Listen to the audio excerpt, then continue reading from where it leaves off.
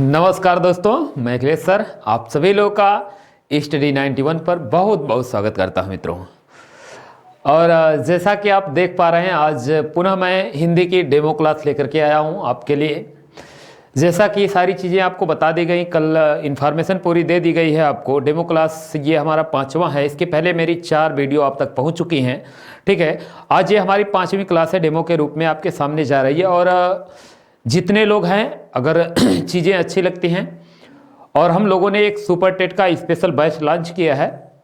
अगर जिसकी फ़ीस के बारे में बात की जाए तो आपको सारी चीज़ों की जानकारी दे दी गई है। 1999 रुपये फीस भी रखी गई है, और पूरी टीम के साथ आपके लिए बेहतर कंटेंट के साथ उपस्थित होंगे, जिसमें आपके लिए सारी चीज़ें मौजूद रहेंगी। जैसे कि अगर बात की जाए तो इसमें आपको क्लास तो प्रोवाइड कराई जाएगी, साथ साथ पीडीएफ फाइल भी आपको दी जाएगी, क्लास नोट्स भी दिए जाएंगे, ठीक है। ये सारी चीज़ें आपके लिए अवेलेबल कराई जाएंगी। इस बार हम लोग का उद्देश्य बेहतर से बेहतर करने का है।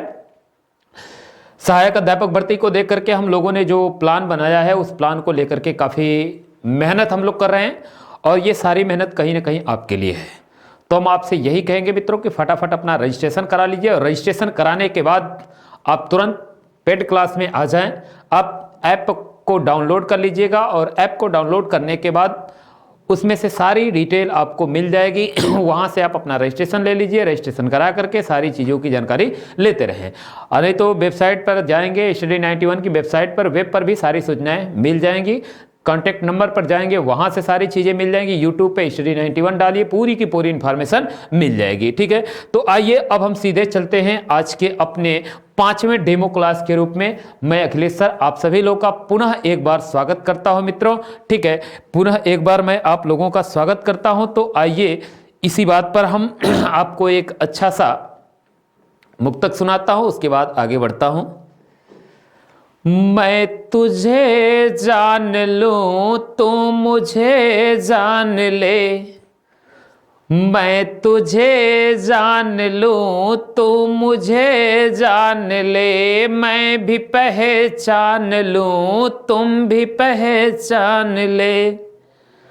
बहुत ही सरल है प्रेम का व्याकरण, बहुत ही सरल है प्रेम का व्याकरण।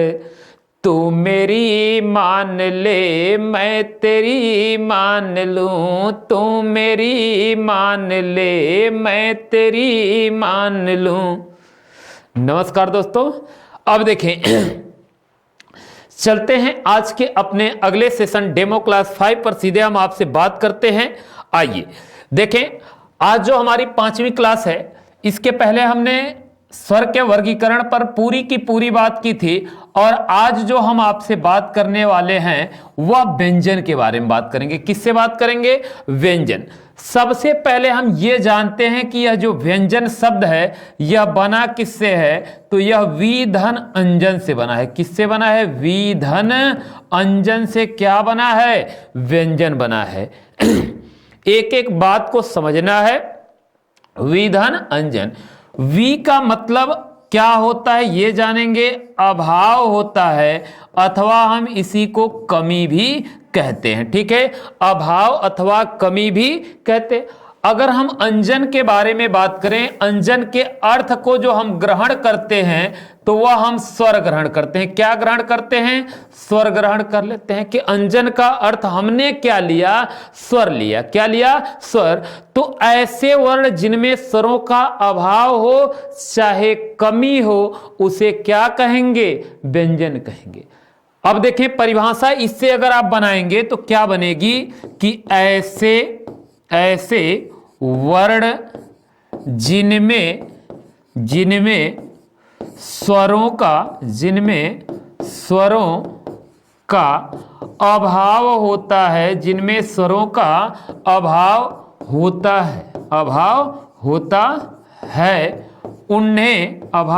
है, उन्हें व्यंजन कहते हैं। उन्हें व्यंजन कहते हैं। उन्हें क्या कहते हैं? तो व्यंजन कहते हैं। ठीक है, ये हमारी परिभाषा, ये व्यंजन खुद बता रहा है, हमें याद करने की जरूरत नहीं है। वी मतलब अभाव या कमी होगा और अंजन मतलब स्वर होगा। तो ऐसे वर्ण जिनमें स्वरों का अभाव होता है उन्हें क्या कहते हैं? व्यंजन कहते हैं।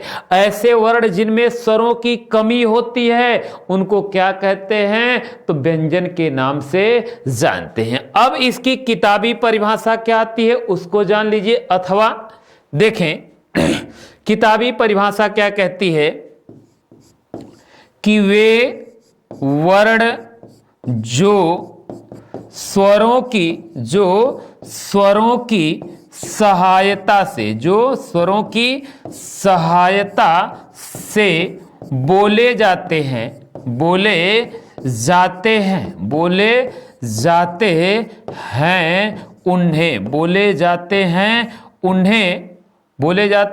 उन्हें व्यंजन कहते हैं। उन्हें व्यंजन कहते हैं। उन्हें क्या कहते हैं?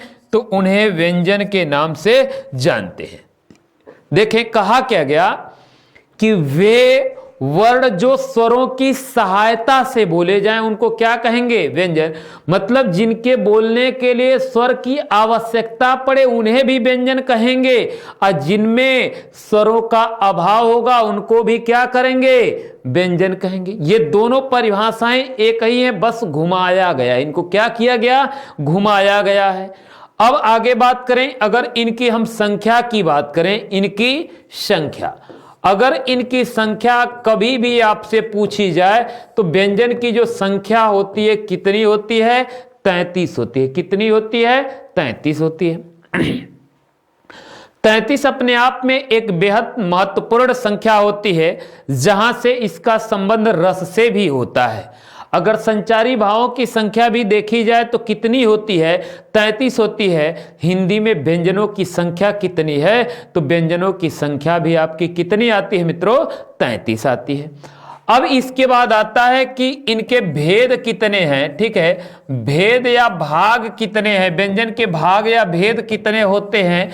तो आप बताएंगे 4। कितने बताएंगे? 4। ये कौन कौन 4 हैं? पहले इनको हम जान लेते हैं। पहला हमारा स्पर्श होता है, दूसरा हमारा अंतस्थ होता है। कौन है? अंतस्थ है। अगर तीसरे की बात करें तो तीसरा हमारा ऊष्म है, और यदि चौथे की बात करें तो चौथा हमारा संयुक्त है। कौन है? संयुक्त भी। ये 4 हमारे भेद होते हैं। व्यंजनों की संख्या कितनी है? 33 है। व्यंजन को कितने भागों में बांटा गया? तो इनको भी 4 भागों में बांटा गया है। कितने भाग में? तो 4 भाग में बांटा गया है। ये ध्यान रहे। आगे देखें, अगला बिंदु हम लेते हैं और अब इनके विस्तार पर हम बात करेंगे। सबसे पहले वी, व्यंजन में वी और अंजन से बना। वी का मतलब अभाव है अथवा कमी है, अंजन का मतलब स्वर है। तो ऐसे वर्ण जिनमें स्वरों का अभाव होता है उन्हें हम क्या कहते हैं? व्यंजन कहते हैं। वे वर्ण जो स्वरों की सहायता से बोले जाते हैं उन्हें हम क्या कहते हैं? तो व्यंजन के नाम से जानते हैं। उन्हें क्या कहते हैं? व्यंजन के नाम से जानते हैं। अब देखिए हम आगे बढ़ते हैं और एक एक के बारे में बात करेंगे। इनकी संख्या हमने जान लिया 33 है। अब हम यहाँ पर पहले भाग के बारे में बात करेंगे कि पहला भाग कौन है। तो जो पहला भाग हमारा होता है जिसको हम क्या कहते हैं? स्पर्श कहते हैं। इसी को और क्या कहते हैं? तो इसी को हम वर्गीय व्यंजन के नाम से भी जानते हैं। अगर आपसे पूछा जाए कि स्पर्श व्यंजन कितने हैं चाहे वर्गीय व्यंजन कितने हैं, तो आप बताइएगा कि स्पर्श व्यंजन 25 होते हैं और वर्गीय व्यंजन भी कितने होते हैं? तो 25 ही होते हैं। ठीक है, अब ये कौन कौन से हैं वर्गीय व्यंजन? तो ये जान लेते हैं। तो पहला हमारा क वर्ग होता है। ठीक है, क वर्ग। दूसरा च वर्ग होता है। अगर तीसरे की बात करें तो ट वर्ग होता है। ठीक है, कौन सा? ट वर्ग होता है। अगर चौथे की बात करें तो त वर्ग होता है। ठीक है, त वर्ग होगा। ठीक है, आगे देखें, त वर्ग होगा। और इसके बाद यदि हम बात करें तो ये प वर्ग होता है। कौन सा? प वर्ग होता है। अगर इनमें हम वर्णों की बात करें तो वर्णों को जान लें कि कितने कितने वर्ण होते हैं, ये भी हम लोग यही देख लेते हैं। देखें कितने कितने वर्ण होते हैं। देखें पहला जो हमारा होता है क में क होता है, फिर ख होगा, फिर ग होगा, फिर घ होगा, और कौन होगा, अंग होगा। इसके बाद हमारा च, छ, ज, इसके बाद झ, और इसके बाद य होगा। इसके बाद यदि बात करें तो ट होगा, ट के बाद ठ होगा, फिर ड होगा, फिर ढ होगा, फिर ड़, ट, ठ, ड, ढ, ड़ होगा। अगर इसके बाद यदि हम बात करें तो यहाँ हमारा त होगा, फिर थ होगा, फिर द, फिर ध, फिर न, त, थ, द, ध, न होगा। अगर प वर्ग के बारे में बात करें तो यहाँ प होगा, प के बाद फ होगा, प, फ, ब, फिर कौन, भ, फिर कौन, म। ये हमारे 25 स्पर्शी वर्ण होते हैं। कौन होते हैं, 25 स्पर्शी वर्ण होते हैं। क से लेकर के म तक के वर्णों को हम क्या कहते हैं, स्पर्श व्यंजन कहते हैं। इन्हें ही स्पर्शी भी कहते हैं और इन्हें ही वर्गीय व्यंजन के नाम से जाना जाता है। अगर कभी आपसे पूछा जाए कि वर्गीय व्यंजन की संख्या कितनी है, तो आप बताएंगे कि वर्गीय व्यंजन की जो संख्या है वह कितनी है, 25 है। ठीक है, वर्गीय व्यंजन की संख्या कितनी है, तो वर्गीय व्यंजन की संख्या 25 है। अब ये वर्ग कौन होते हैं, तो देखें ये हमारे 5 वर्ग होते हैं। पहला वर्ग, दूसरा वर्ग, तीसरा वर्ग, चौथा वर्ग और पांचवा वर्ग। ये हमारे 5 वर्ग होते हैं। पहला वर्ग कौन है, तो क वर्ग, दूसरा च वर्ग, तीसरा ट वर्ग, क वर्ग, च वर्ग, ट वर्ग, त वर्ग, 5 वर्ग, प वर्ग। तो ये 5 वर्ग होते हैं। वर्ग कितने हैं, 5। कौन कौन से, तो क, च, ट, त, प, ये 5 वर्ग होते हैं। अब इसके बाद आगे हम आपसे बात करते हैं, कुछ और बिंदु हैं। जैसे ये जो आप देख रहे हैं, ये वाला बिंदु आप देख पा रहे होंगे, ठीक है। इनको हम क्या कहते हैं, तो जान लीजिए, इनको नासिक्य कहा जाता है। इनको क्या कहा जाता है, तो इनको नासिक्य वर्ण के नाम से जानते हैं। ये कैसे वर्ण होते हैं, तो नासिक्य वर्ण होते हैं। ये वर्ग के 5वें वर्ण को हम क्या कहते हैं, तो वर्ग के 5वें वर्ण को हम नासिक्य वर्ण के नाम से जानते हैं। अब इसके बाद आगे हम इन 4 बिंदुओं पर बात करने वाले हैं आपसे कि यह जो 4 वर्ण दिखाई दे रहे हैं, इनको हम क्या कहेंगे, तो इनको हम स्पर्श तो कहते ही हैं, साथ साथ इनको संघर्षी भी कहते हैं। स्पर्श संघर्षी, ये प्रश्न आपसे पूछा जा चुका है कि निम्न में से स्पर्श संघर्षी व्यंजन कौन है।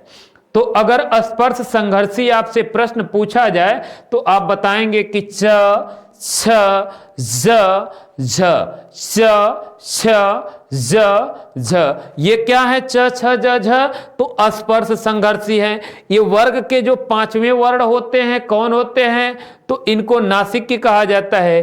किसी भी वर्ग का पहला वर्ण पूछा जाए तो ऊपर से नीचे की तरफ, दूसरा पूछा जाए तब भी नीचे की तरफ, तीसरा पूछा जाए तब भी, चौथा पूछा जाए तब भी, और ये क्या है, 5वां। क वर्ग पूछा जाए तो आप ऐसे चलेंगे, बाएं से दाएं। कैसे चलेंगे, बाएं से दाएं चलेंगे। लेकिन जब आपसे किसी भी वर्ग का पहला पूछा जाए तो ऊपर से नीचे, मतलब क, च, ट, त, प। किसी भी वर्ग का यदि दूसरा पूछा जाए तो ख, छ, ठ, थ, फ। तीसरा पूछा जाए तो ग, ज, ड, द, ब। चौथा पूछा जाए तो घ, झ, ढ, ध, भ। 5वां पूछा जाए तो अंग, य, ड़, न, म। ये 5 आपके अनुनासिक होते हैं। आइए एक चीज आपके लिए बेहद नई और रोचक चीज मैं बताने जा रहा हूं कि यहां पर जो ये त दिया हुआ है, इसके अलावा यह जो द दिया हुआ है, त और द, इन दोनों को हम किन नामों से जानते हैं, आइए नए नाम से आपको परिचित कराते हैं। हिंदी में इनको लोचदार वर्ण कहते हैं। कैसा वर्ण कहा जाता है, लोचदार वर्ण कहा जाता है। इनको हिंदी में कौन सी संज्ञा दी गई है तो हिंदी में इनको लोचदार वर्ण की संज्ञा दी गई है। ठीक है, लोचदार वर्ण की संज्ञा दी गई है। इतनी चीजें आपको समझ में आ गई कि क वर्ग पूछा जाए तो क्या करेंगे, बाएं से दाएं। किसी भी वर्ग का पहला, दूसरा, तीसरा, चौथा, पांचवा जो पूछा जाए तो ऊपर से नीचे। अगर इधर कहे कि ट वर्ग कौन है तो ट, ठ, ड, ढ, ड़ होगा। ठीक है, ये याद रखेंगे। इसमें कुछ चीजें आपको अलग से बताई गई। अब आगे बढ़ते हैं और दूसरे बिंदु पर आते हैं। हमारा दूसरा क्या होगा? अगर हम दूसरे के बारे में बात करें, जिसको हम लोग क्या कहते हैं, तो जिसको हम लोग अंतस्थ बोलते हैं। क्या बोलते हैं? अंतस्थ बोलते हैं। ठीक है, अंतस्थ को ही और किस नाम से जाना जाता है तो अंतस्थ को ही अर्ध स्वर के नाम से जाना जाता है। अगर इनकी संख्या की बात करें तो इनकी भी संख्या कितनी होती है तो इनकी भी संख्या 4 होती है। कितनी होती है? 4 होती है।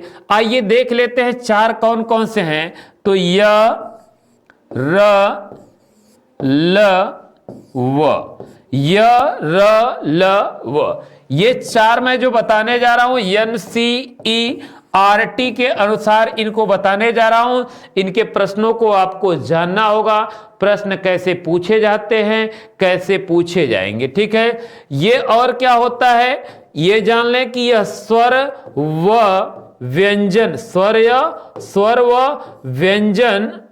व व्यंजन का मध्यवर्ती है। यह क्या है? स्वर व व्यंजन का, इसको हम क्या कहते हैं?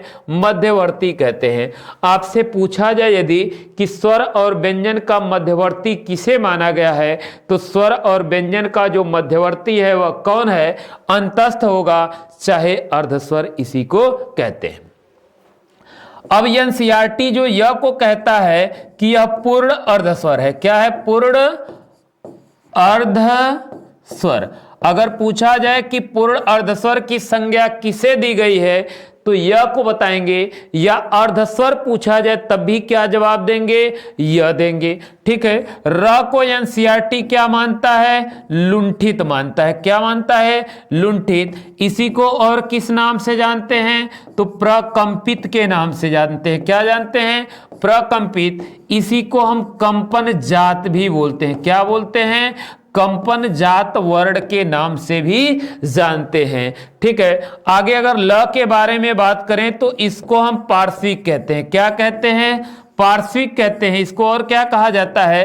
पार्श्विक कहा जाता है। अगर व के बारे में हम बात करें तो इसको जो NCERT है वह अर्ध का अर्ध स्वर मानता है। क्या मानता है? अर्ध का अर्ध स्वर मानता है। अगर आपसे पूछ लिया जाए कि अर्ध का भी अर्ध स्वर की संज्ञा किसे दी गई है तो अर्ध का जो अर्ध स्वर है वह व के संज्ञा दी गई है। अब देखें, चीजों को समझें। यह हमारा पूर्ण रूप से अर्धस्वर है, जबकि वह आधे का भी आधा है। अगर आपसे प्रश्न पूछ लिया जाए, यही 4 के 4 विकल्प बना दिए जाए और इनमें पूछ लिया जाए कि निम्न में से अर्धस्वर की संज्ञा किसे दी गई है तो जो अर्धस्वर की संज्ञा दी गई पहले किसको सही करेंगे? य को करेंगे। पहला आपका चयन कहां होना चाहिए? य पर। अगर विकल्प में यह नहीं है तब आपका कौन सही होगा? वह होगा। ठीक है, यह चाहे वह। जबकि ल को हम पार्श्विक कहते हैं क्योंकि ल जब उच्चारण करते हैं तो जिह्वा के पार्श्व से, बगल से हवा निकलती है, इसीलिए इसको हम पार्श्विक के नाम से जानते हैं। अगर लुंठित, प्रकंपित या कंपन जात बोलें तो जो हमारा र वर्ण होता है इसके उच्चारण के समय जब आप र बोलते हैं तो कंपन होता है। जिह्वा जब बोलेंगे र तो उसमें क्या, जीभ में कंपन होगी। इसी कारण इसको हम कंपन जात, लुंठित भी बोलते हैं। ठीक है, अब आगे हम बढ़ेंगे और अगली चीज के बारे में कुछ जानेंगे कि अगला हमारा बिंदु क्या है। अब देखें, अब जो हम बात करने वाले हैं अपने तीसरे बिंदु के बारे में, जिसको हम लोग क्या कहते हैं? उष्म कहते हैं। अगर उष्म न कहें तो इनको और क्या नाम दिया जा सकता है? इनको संघर्षी नाम भी दिया जा सकता है। अगर इनकी संख्या की बात करें तो ये संख्या में 4 होते हैं। कितने होते हैं? 4 होते हैं। अगर पूछ लिया जाए कि अर्धस्वर कितने हैं तो 4 हैं, अंतस्थ कितने हैं तो 4 हैं, स्पर्श कितने हैं 25 हैं, वर्गीय कितने हैं 25 हैं, अनुनासिक कितने हैं 5 हैं, ठीक है। लोचदार वर्ण कितने हैं 2 हैं, ठीक है। और आपसे पूछ लिया जाए कि स्पर्श संघर्षी कितने हैं तो 4 हैं, च छ ज झ, ठीक है, ये 4 होते हैं। अब देखें उष्म या संघर्षी, ये उष्म या संघर्षी कौन कौन से होते हैं? तो पहले हमारा तालव्य स होता है, इसके बाद हमारा मूर्धन्य स होता है, इसके बाद हमारा दंत्य स होता है और इसके बाद ह होता है। ह से हमारे क्या क्या प्रश्न बनते हैं सुन लीजिए। ह को पहली चीज तो काकल कहा जाता है। क्या कहा जाता है? काकल कहा जाता है। एक नाम काकल हो गया।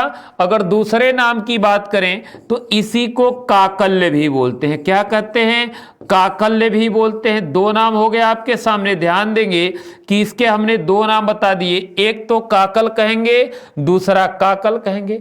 अगर तीसरे के बारे में हम आपसे बात करें, अगर तीसरे के बारे में हम आपसे चर्चा करें तो तीसरे को हम क्या बोलते हैं जान लें।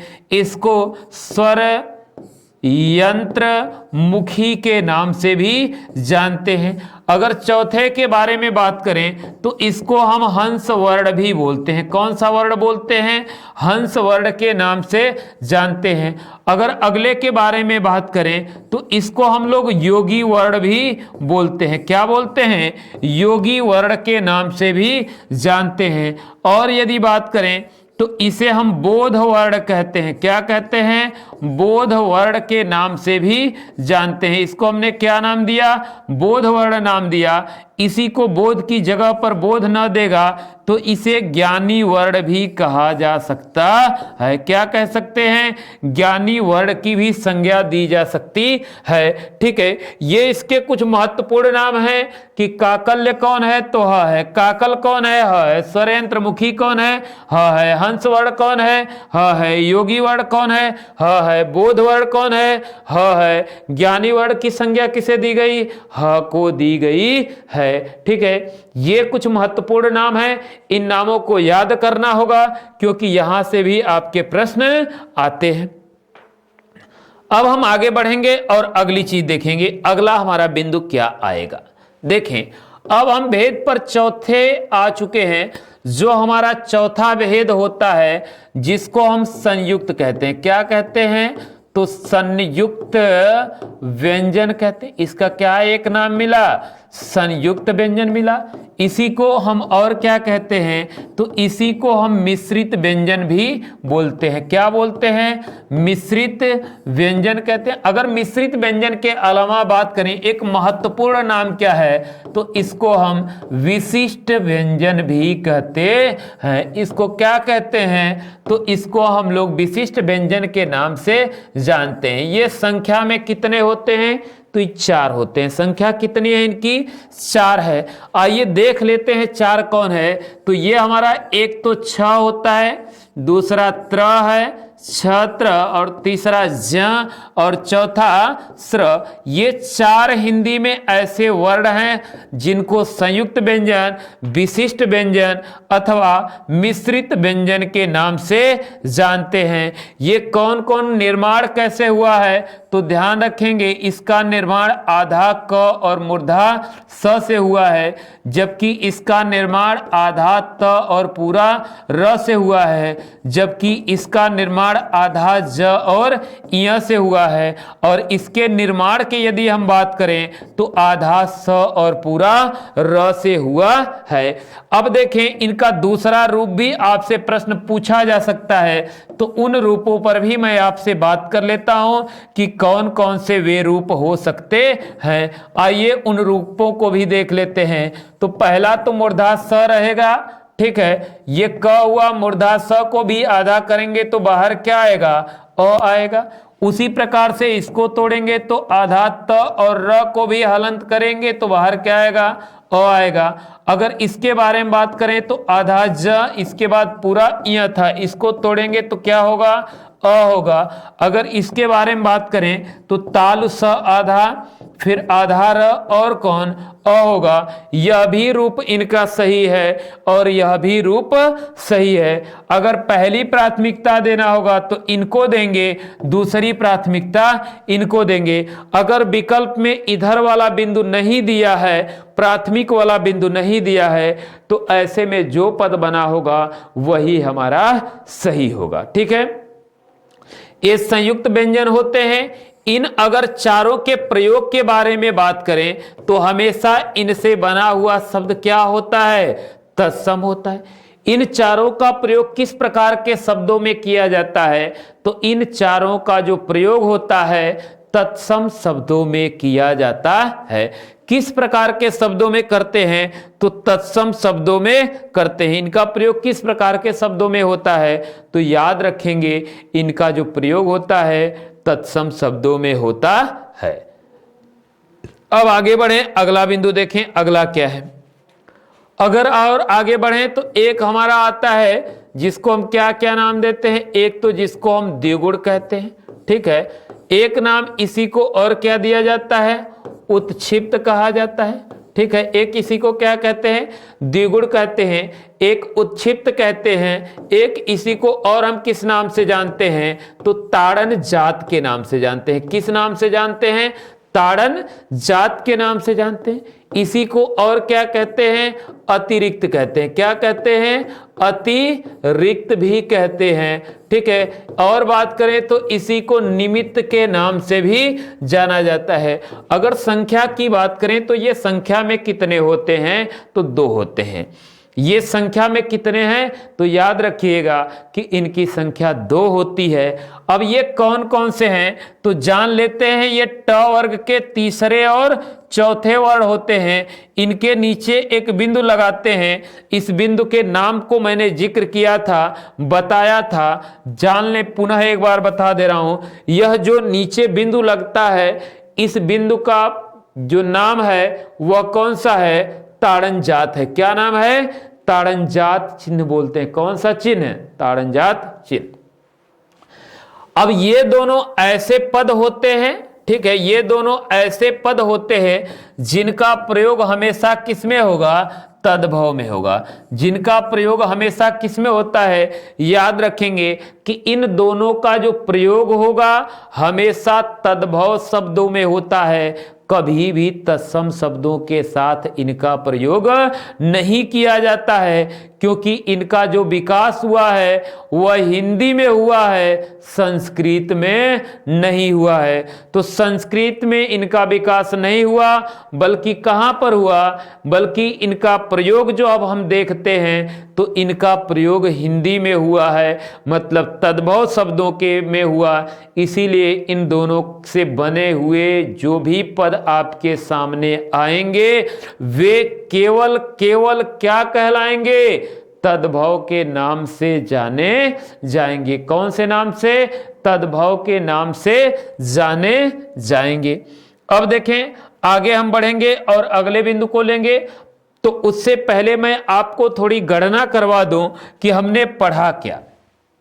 देखें, अगर हम स्वर के बारे में बात करें, ठीक है, स्वर हमने कितना पढ़ा था, 11 पढ़ा। कितना स्वर पढ़ा, ध्यान देंगे, 11 स्वर के बारे में पढ़ा।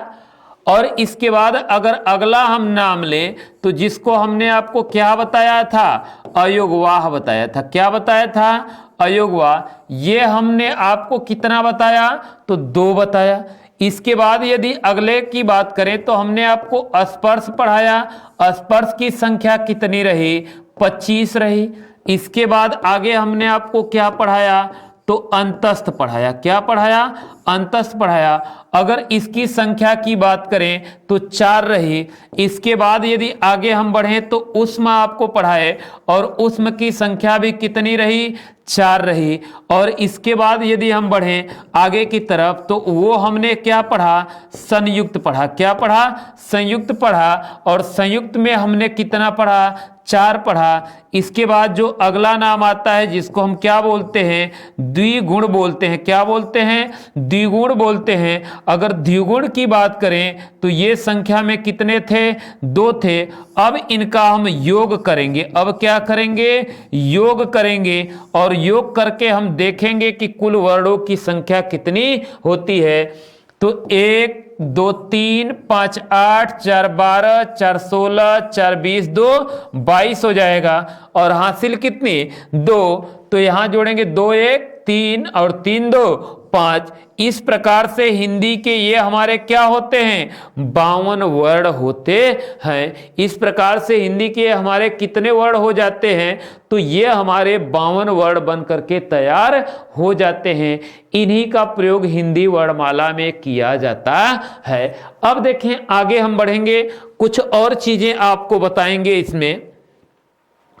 जैसे अब जो हम बात करने वाले हैं, अलग से यह एक बिंदु हमारा है जिसको हम क्या कहते हैं, जिसको हम विदेशी बोलते हैं। क्या बोलते हैं, विदेशी। विदेशी हम सीधे वर्ड के बारे में बात कर लेते हैं। एक बार रहेगा, सारी चीजें समझ में आ जाएंगी। ठीक है, आइए एक बार हम आपसे इस पर बिंदु पर बात कर लेते हैं क्या क्या होगा। चले देखें, हम एक हेडिंग लिख रहे हैं विदेशी वर्ड। हमने क्या लिखा, विदेशी वर्ड। इसी विदेशी के अगर नाम की बात करें तो इसको हम आगत भी कह सकते हैं। अगर और बात करें तो इसको हम मेहमान भी कह सकते हैं। क्या कह सकते हैं, मेहमान भी कह सकते हैं। बाहर से आया हुआ विदेशी या आगत वर्ड। अगर वर्ड है तो जायज सी बात है इनकी संख्या हमें कितनी लेनी होगी, 6 लेनी होगी। ये कारण क्या है 6 लेने का, इसको भी मैं आपको बता दे रहा हूं, ये 6 ही क्यों लिए गए। अगर हम पहले बात करें स्वर के बारे में तो स्वर होगा, क्योंकि वर्ड में स्वर भी होते हैं और व्यंजन भी होते हैं। स्वर विदेशी कितना है, तो 1 है। कौन है, तो आ। कौन है, आ। जैसे कहां कहां प्रयोग होगा, आपका अंग्रेजी के साथ प्रयोग होगा। जैसे कॉफी हो गया, ठीक है, और क्या हो गया, टॉफी हो गया। इसी प्रकार से और क्या हो गया, कॉलेज हो गया। क्या हो गया, कॉलेज हो गया। इसी प्रकार से और क्या हो गया, नॉलेज हो गया। इत्यादि ऐसी जगहों पर इसका प्रयोग होता है। इत्यादि जगहों पर इसका क्या होता है, प्रयोग किया जाता है। ठीक है, इस प्रकार से इनका क्या होता है, प्रयोग किया जाता है। ये अंग्रेजी का स्वर है तो अंग्रेजी के साथ ही प्रयोग होता है। किसके साथ, अंग्रेजी के साथ। कारण क्या है, ये अंग्रेजी का शब्द है। अगर अंग्रेजी का होगा तो अंग्रेजी के साथ ही प्रयोग होगा। ये ध्यान रखना होगा कि ये विदेश से आया हुआ स्वर है तो विदेशी के साथ ही प्रयोग किया जाएगा। अब जो अगला हमारा बिंदु आता है उस पर हम आपसे बात करते हैं थोड़ा सा। अगला हमारा बिंदु क्या है उसको देखें। अगर हम आगे की तरफ चलते हैं, अगला इसका जो बिंदु लेते हैं जिसको हम क्या कहेंगे, व्यंजन कहेंगे। स्वर के बाद हमारा दूसरा क्या होगा, व्यंजन होगा। अगर व्यंजन की बात करें संख्या में तो ये 5 होते हैं। अगर वह 1 हो गया तो जायज सी बात है कितना होगा, 5 होगा। अब देखिए ये 5 हैं, कौन कौन कैसे हैं सुन लीजिए।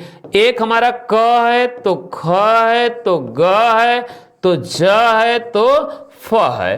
ठीक है, इनके पास एक चिन्ह लगाते हैं। इसी चिन्ह को हम क्या कहते हैं, नुक्ता कहते हैं। इसी चिन्ह को क्या कहते हैं, नुक्ता कहते हैं। तो ये 5 किसके अनुसार है जान लीजिए। तो यह जो 5 हैं, राजा शिव प्रसाद सितारे, क्या नाम था, सितारे हिंद। राजा शिव प्रसाद सितारे हिंद के अनुसार जो इनकी संख्या निर्धारित की गई, कितनी, 5। लेकिन एनसीईआरटी कितना मानता है ये जान लीजिए, ख ज फ। कितना मानता है, ख ज फ। ये 3 है, किसके अनुसार हैं, तो एनसीईआरटी के अनुसार। किसके अनुसार, एनसीईआरटी के अनुसार अगर बात की जाए कि व्यंजन आगत कितने होते हैं, तो 3 होते हैं। राजा शिव प्रसाद सितारे हिंद के अनुसार व्यंजन की संख्या कितनी है, जो विदेशी व्यंजन हैं, तो विदेशी व्यंजनों की संख्या उनके अनुसार अगर हम देखते हैं तो कितनी होती है, उनके अनुसार इनकी संख्या मात्र 5 है और एनसीईआरटी के अनुसार 3 है।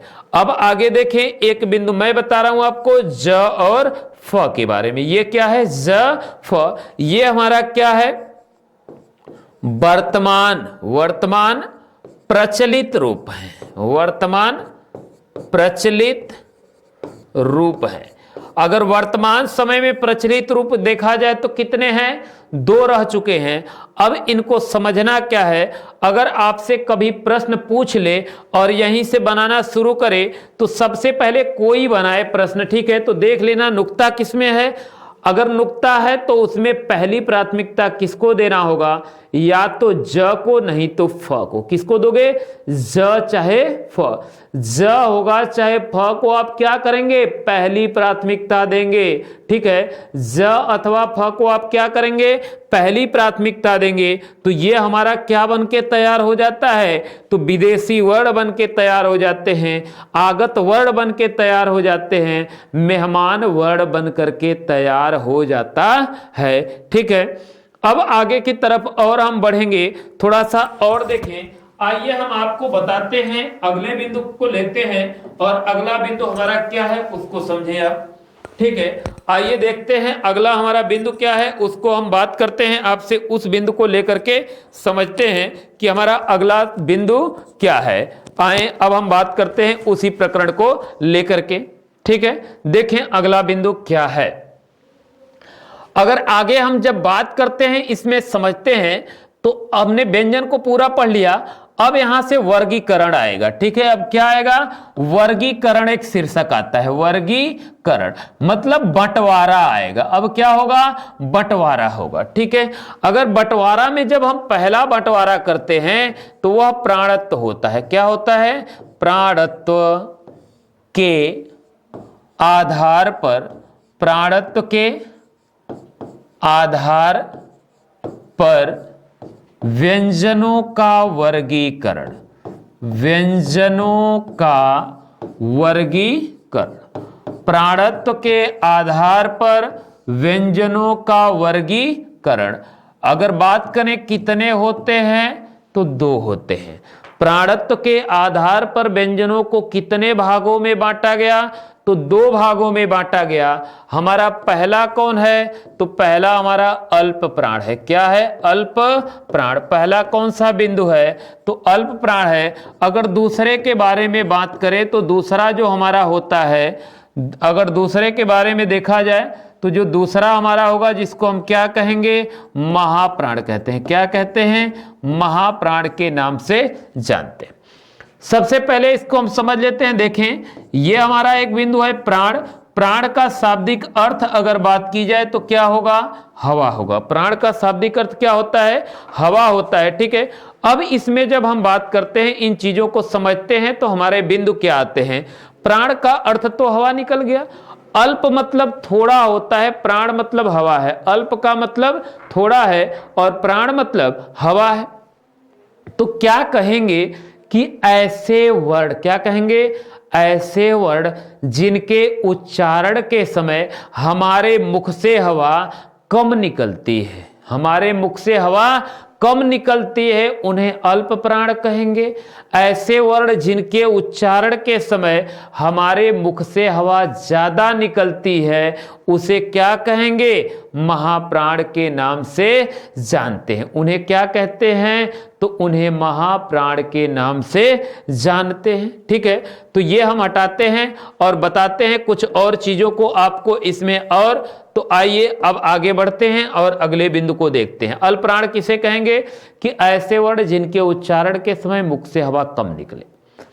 तो आपको करना क्या है, सुन लीजिए ध्यान से। जहां कहीं बैठे होंगे, जहां से आप देख रहे होंगे, अपने हाथ को ऐसे करिएगा, ये वाला तलवा सामने रहे और ये वाला तलवा जो हो आपके मुख के पास रहे। ऐसे हाथ करके व्यंजनों को केवल पढ़ना है। जो आपके व्यंजन होते हैं क से लेकर के ह तक, कहां तक, क से लेकर ह तक, उन 33 व्यंजनों को पढ़ना है जैसे मैं पढ़ रहा हूं, आप पढ़ेंगे मुख के पास हाथ ले जा करके ऐसे हाथ कर लेंगे, चाहे ऐसे कर लेंगे और पढ़ेंगे जैसे क ख ग घ अंग, ऐसे पढ़ेंगे। फिर च छ ज झ य, ऐसे पढ़ेंगे तो आप देखेंगे कि पहले तीसरे पांचवें में कुछ हवा कम इस पर जोर दे रही होगी, लेकिन जो ही हम दूसरे और चौथे पर जाते हैं त्यों ही इस पर हवा मुख से ज्यादा निकल रही होगी। आप जहां कहीं भी होंगे प्रैक्टिकल करके देख लीजिएगा, एकदम सटीक सटीक आएगा। अब देखो आगे बढ़े तो किसी भी वर्ग का पहला वर्ण और कौन, किसी भी वर्ग का तीसरा वर्ण और किसी भी वर्ग का पांचवा वर्ण, कौन सा, पांचवा वर्ण। किसी भी वर्ग का पहला वर्ण, तीसरा वर्ण, पांचवा वर्ण और कौन, अंतस्थ। और कौन, अंतस्थ वर्णों को ही हम क्या कहते हैं, अल्प प्राण कहते हैं। इनको जब आप बोलते हैं तो मुख से हवा क्या होती है, कम निकलती है। मुख से हवा क्या होती है, कम निकलती है। तो ये हमारे क्या हो जाते हैं, अल्प प्राण हो जाते हैं। क्या हो जाते हैं, अल्प प्राण कहलाते हैं। देखो इनकी अगर संख्या की बात करें तो किसी भी वर्ग का पहला वर्ण मतलब 5 गो, क च ट त प होगा। अगर तीसरा पूछे तब भी 5 गो वर्ण होंगे उसमें, पांचवा पूछे तब भी 5 होंगे। तो 5 तिहाई 15 और 15 4 19 वर्ण होते हैं। कितने वर्ण होते हैं अल्प प्राण, 19 होते हैं।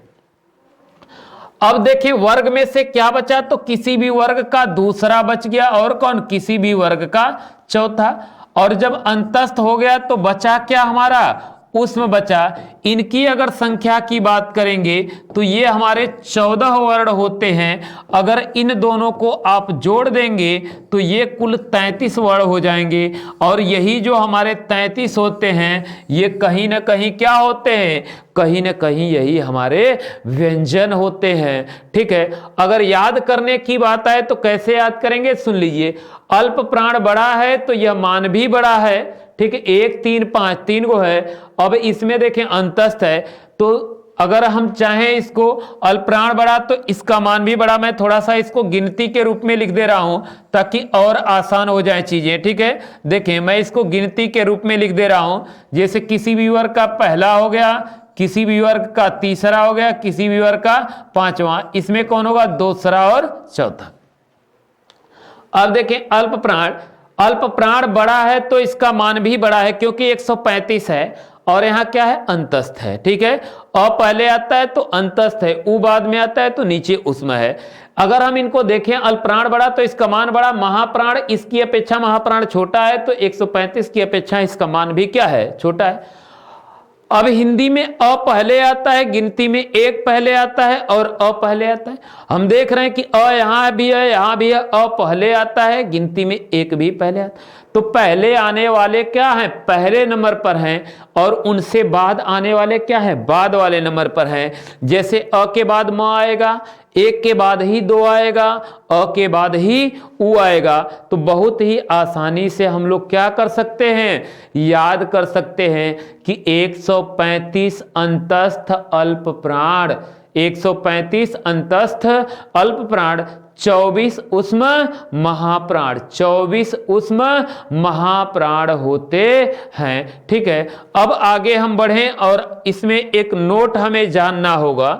ठीक है, अब इसमें हम नोट लिखवा दे रहे हैं, क्या है कि प्रयत्न के आधार पर, प्रयत्न के आधार पर कामता प्रसाद ने, कामता प्रसाद गुरु ने, कामता प्रसाद गुरु ने 2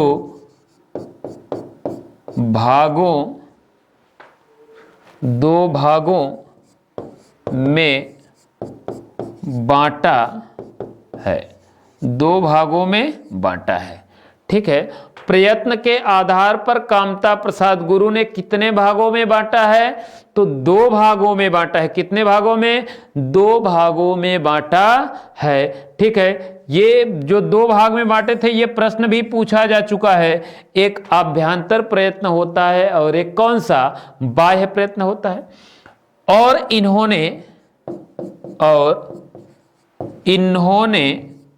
इन्होंने स्वरों को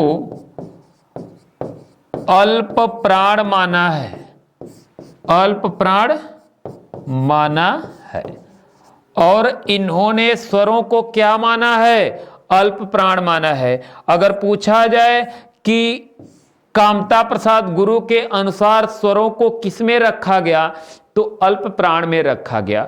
बाकी जितने विद्वान हैं तो प्राण के आधार पर केवल किसका वर्गीकरण किए? केवल व्यंजन का वर्गीकरण किए हैं, बाकी किसी का वर्गीकरण नहीं किए। बाकी किसी का उन्होंने क्या किया? वर्गीकरण नहीं किया। केवल किसका उन्होंने वर्गीकरण किया? तो केवल व्यंजनों का किया। लेकिन कामता प्रसाद गुरु ने क्या किया?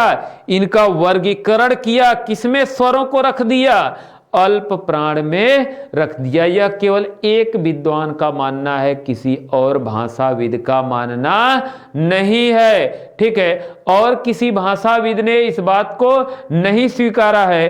केवल कामता प्रसाद गुरु ने, केवल किसने? केवल कामता प्रसाद गुरु ने ही इस चीज को माना है, इस चीज को स्वीकार किया है कि जो स्वर होते हैं उनकी गणना कहां कर दिया उन्होंने? जितने भी स्वर हैं उनकी गणना उन्होंने कहां पर कर दिया? तो उनकी गणना उन्होंने अल्प प्राण के अंतर्गत कर दिया। आइए अब यही हम अपनी क्लास को रोकते हैं और इसके साथ ही आपको विदा के समय अच्छा सा एक मुक्तक सुनाएंगे। उसके बाद हम आपसे विदा लेंगे मित्रों। तो आइए, बहुत छोटा सा है, देखें कि क्या बतलाऊं इस धरती पर कैसा लगता है। क्या बतलाऊं इस धरती पर कैसा लगता है, इस मिट्टी का जर्रा जर्रा अपना लगता है। क्या बतलाऊं इस धरती पर कैसा लगता है, इस मिट्टी का जर्रा जर्रा अपना लगता है। मंदिर, मस्जिद, गुरुद्वारे, गिरजाघर चाहे जैसे भी हो, लोग जहां अच्छे होते हैं वहां अच्छा लगता है। लोग जहां अच्छे हों वहां अच्छा लगता है मित्रों। तो मैं चलता हूं, आपसे विदा लेता हूं। नमस्कार।